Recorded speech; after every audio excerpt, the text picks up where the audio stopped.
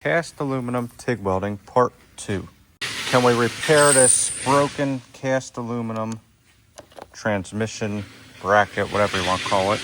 Part 2. Part 1, if you haven't seen it, we did this. The housing had a big crack in there. Someone dropped it. We did that and repaired that on both sides, welded it, and actually welded pretty good for cast aluminum. So here's our part 2, just to re-weld this broken bracket part. I'm not really sure what brand transmission this is from. Cobra. So Cobra, maybe, I don't know, but it's metric. This was a metric bolt at least, so it's not standard, so I don't know what that tells you.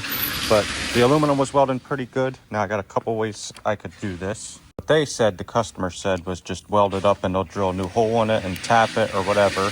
But I could put this bolt in like this and kind of match those threads back up and weld around it.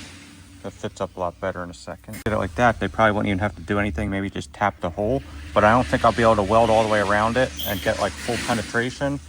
So what I am going to do instead is just hollow this out and hollow that out, just so I don't have the threads to weld to. And being that that welded pretty good, this should weld good too, hopefully. And I'm just going to tack it on the side, tack it on the side, and then I'll put a big bevel on the top, almost halfway through. And then after that, I'm going to weld that or put a good couple tacks on it and do the same thing for the bottom. And then we'll put some tacks on there and then we'll weld all the way around. And I think that should give us almost 100% penetration. And then they can just drill and tap it afterwards if they want, or whatever they want to do. They might just drill and nut and bolt it for, I don't know.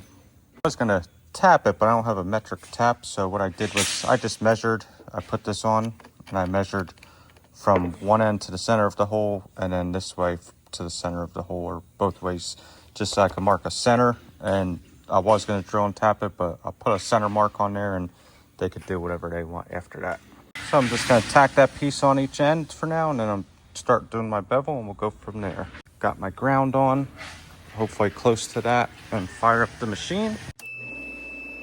And really just go to setting number 2, and that's all my setup. But we'll give you a quick once over. About 250 amps, hopefully should be good. AC frequency, I can bump it down a little bit to like 100 on this, which I don't like to always do because it makes your tungsten bowl a little bit more. I like a sharper tungsten. Balance, 33% EP, electrode positive, downslope none, end amps 10, post flow 10 seconds, pre-flow 0.3 seconds. That gives it a little pre-flow, gives it a good arc start, 10 amps, start amps, and that's about it. So, and high frequency TIG. I think I'm using the 1/8 inch laser tungsten, the CK Worldwide green hybrid laser, whatever. So it's good for AC/DC. Now, if I want beforehand, I can clean this, which I might try doing really fast, just cleaning it up a little bit.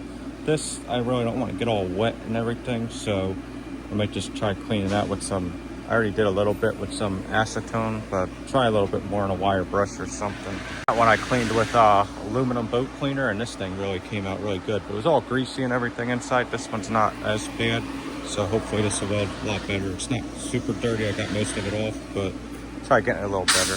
Now I kind of want to clean these threads out and grind them down, but I don't really want to do that right now because I don't want to mess up my fit up. Even though probably wouldn't mess it up, but still, afterwards I'll probably just take a carbide burr and round it out on the inside, just so I get a lot better welding on the inside. Because I think if I do that, leave it like that, it's just going to be all pitty and stuff. So it might be better like that, or if I drill it out. I cleaned it up with a flap disc, and that should work pretty good. After I tack this, I'm grinding it down like with the carbide and everything. I'll clean that side up too. And that feels pretty good. So I'm going to put tack there, and then we'll groove out the top and weld that, or tack it, groove out the bottom, tack it, and then we'll weld around it. And after the sides, after I weld the top and stuff, I'll come back and groove out the sides and weld those too. So we should hopefully have 100% penetration on everything, and hopefully it goes good. You still never know, because even though that went good, that's a whole different piece, and it could have been made separately or something, but hopefully this was made with good materials on the inside. How it is with anything cast iron or cast aluminum, I like to say to a customer, it'll be 50-50 chance, and we'll still probably have to charge you, but we'll probably tell like somewhat right away if it's going to weld good or not. But usually a 50-50 chance because sometimes it welds good and sometimes it doesn't, and can't guarantee that it's always going to hold up. Like, yeah, we think it's really going to hold up and stuff, but you never know. So just always good to just say that, even though like you should have confidence in your stuff and get a feeling of it. If it's not welding good right away, just stop what you're doing. Don't waste any time unless they really need it or whatever. So just keep in contact with your customer, and it always helps and makes you look good probably. And usually I wouldn't preheat something like this, because if you put a tack on the side and on the side right there, it usually heats it up right away where you don't need to. But since I have the torch out from welding that, I'm going to preheat it a little. Got to be careful sometimes preheating cast iron or aluminum. Sometimes it pulls the oils out and soaks into your weld puddle faster. I like to go a lot slower with cast aluminum than regular aluminum.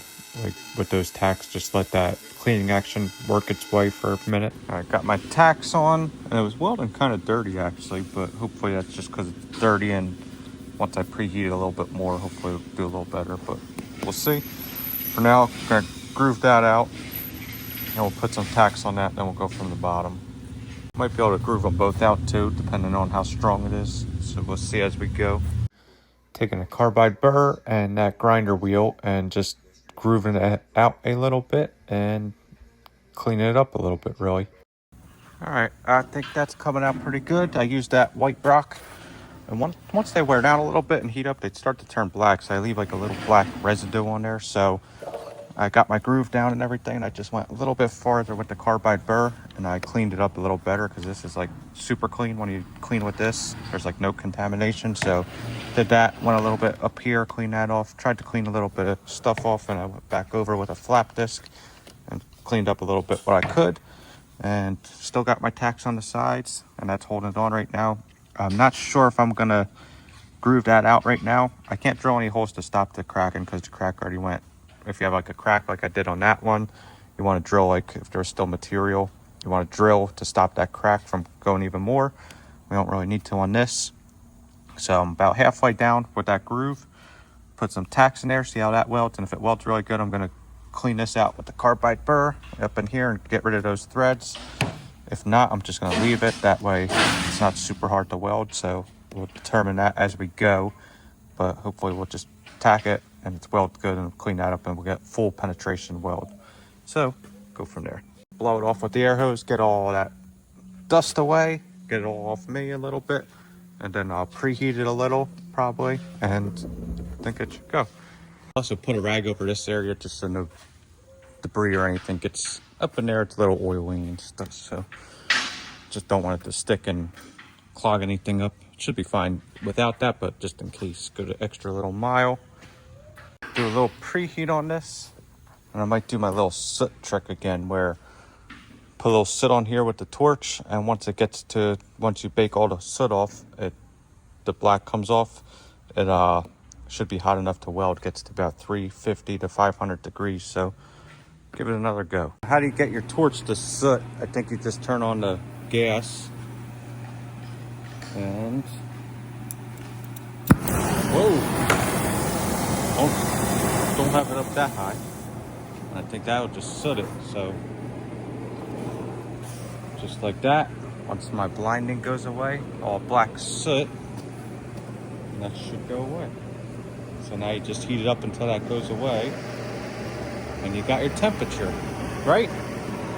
So we give it a go, and once that all bakes off, it should be about 300 to 500. I don't want to get it like super, it doesn't have to be super critical, because I don't want all the heat to go into that transmission, even though the transmission can accept that heat. Cool little trick to get that little preheat temperature idea. I learned that from somebody, I forget where I learned it from, but good little idea, and doesn't get you perfect, but it gets you in the ballpark and everything. And just heat it up a little bit, and we'll go from there. So I want about like 250, 300 degrees, and I'll be happy with that. So let's just see, I got my little, we're about 246 right now, about 300. So that's probably pretty good. I'll just give it another once over, and then we can start welding.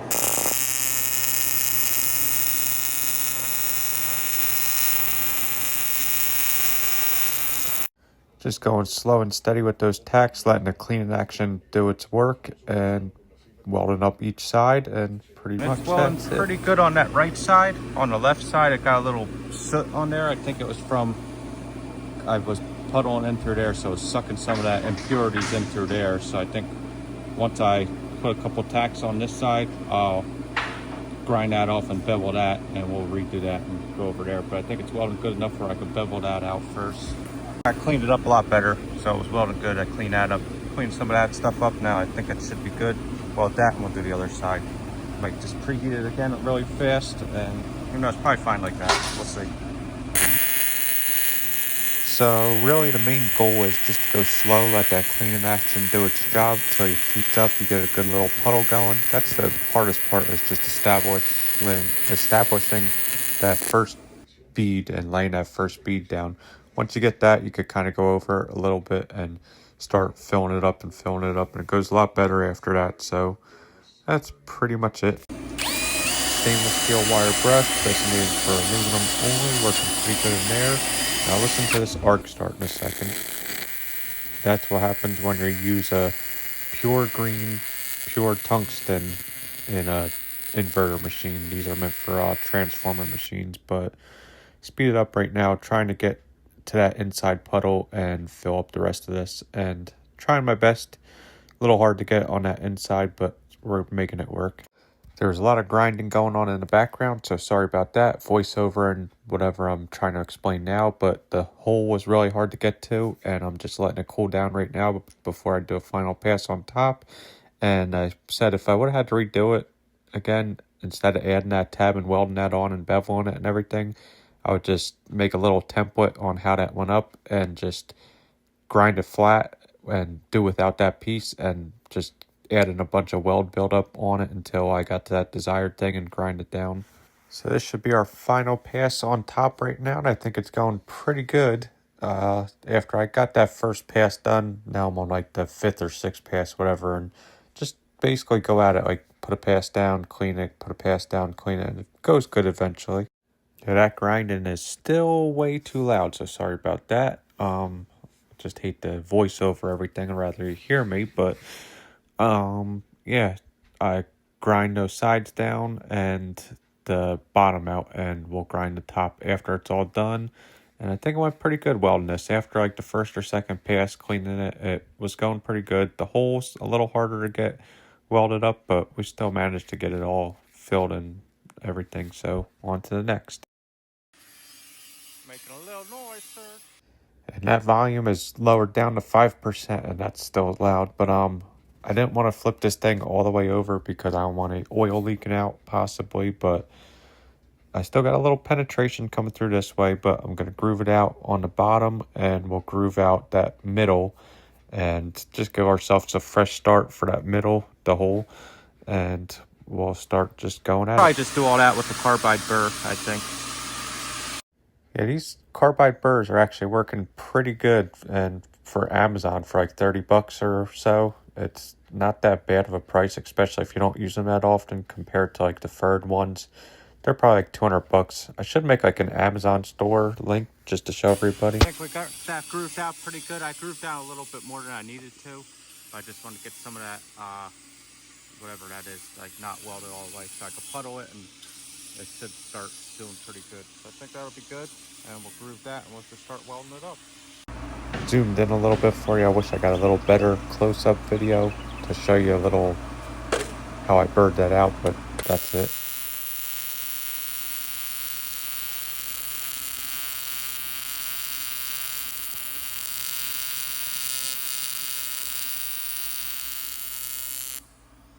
Speed up the pace for you guys. Yeah, this was like a 35-minute video, so I'm kind of shortening down all this live welding. So let me know in the comments if you like me to put a lot more to welding in and like less talking or something, because I skip a lot of it because I don't know, just figure it's kind of boring, but maybe not.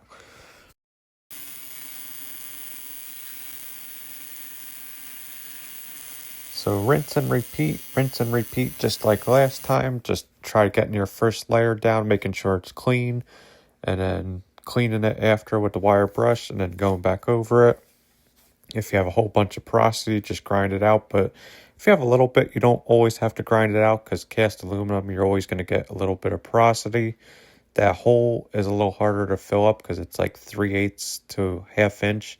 So it's a little harder to get that tungsten all the way down in that end and puddle it all correctly, but still ended up getting it, and I think it's working out pretty good, just a little bit at a time, really. I think that was the problem with those arc starts. I have my little tungsten over here, and I think someone put one of the green pure ones from that machine in here. So that's what usually happens. I switched my tungsten, it was working a little better. But a little hot right now, so we'll let that cool down for a second and try blending that off. I might just try drilling a pilot hole and inspecting that and just seeing from there if that hole went pretty good, instead of having like porosity and stuff in there. So we'll do that, and hopefully that's pretty good. If I had to redo it, I definitely would just built it up, and instead of doing that, I think it would have been a little faster, but that's all right. Still worked out pretty good. This one was a little dirtier than that piece, but it's all right. Still worked out in the long run. I had work. These carbide burrs are actually working pretty good. You just don't want to go overboard with them. Looks like this one's clogging up a little. Hopefully that'll just come right off. But for the price, they're not that bad, because the good ones like furred and stuff, they're like 100, 200 bucks or something like that, where these were like 30 or 40. So Amazon has good ones if you need cheap sets. Won't last as long, but that's all right. All right, now to grinding. Here's these aluminum discs. They're Type 27 Max Flex by Rex Cut. It's like a white rock. But once they start wearing down like this, they don't cut as much, and they kind of like bevel a little bit, and they still work good. This has life left in it, but I just want to show you guys. These are kind of pricey, like $7 a piece or something. So sure, there's cheaper ones out there. Just figure I'd show you.